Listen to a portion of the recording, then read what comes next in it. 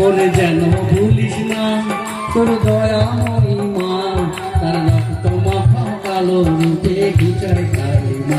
ও মন তাই বলিয়া, ও মন তাই বলিয়া ওই রানা পাই করি আত্মসমর্পণ। মায়ের পায়ে জবা হয়ে উঠলা হতে মন, আমার মায়ের পায়ের জবা হয়ে উঠলা হতে মন, আমার মায়ের পায়ের জবা হয়ে উঠলা হতে মন। একটু টাইম লাগে, রাধে রাধে। হরে কৃষ্ণ, আবার দেখা হবে। গানটার বড় না লম্বা চূড়া, সময় লাগবে। এখন মহারাজের কথা শুনি, শ্রবণ করি, আরো আত্মবল বাড়াই, আত্মশক্তি। সবসময় মনে রাখবেন, আত্মা হল ঈশ্বরের অংশ।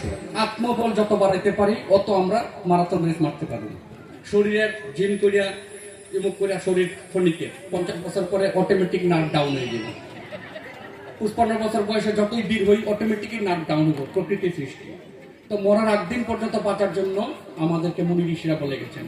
আর এই বাঁচার একদিন পর্যন্ত যদি স্ট্রং থাকতে চাই তাহলে আত্মবল বাড়াতে হবে, আত্মশক্তি প্রাণ শক্তি বাড়াতে হবে।